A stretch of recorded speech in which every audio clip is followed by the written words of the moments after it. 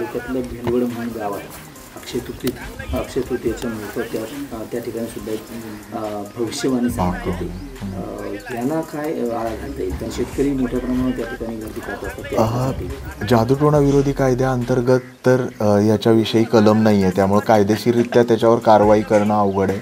पण लोकांनी हे समजून घ्यायला पाहिजे की जर अशा स्वरूपाच्या भाकवणीमधून जर भविष्यातल्या घटना जर कळत असत्या तर अशा स्वरूपाचे मोठे दहशतवादी हल्ले या ज्योतिषांना का आधी कळत नाही, जेणेकरून इतक्या साऱ्या लोकांचा जीव त्याच्यामधून वाचू शकेल. तुम्ही जर गेल्या 5 वर्षातली ती भविष्यवाणी जर काढून बघितली तर त्याच गोष्टी फिरवून परत सांगितल्या जातात. त्याच्यामुळे त्या भाकवणीच्या नावाखाली हे सामान्य माणसांच्या आणि खास करून शेतकऱ्यांच्या भावनांशी खेळणं आहे. शेतकऱ्यांनी मला वाटतं अशा स्वरूपाच्या गोष्टींवरती विश्वास ठेवू नये.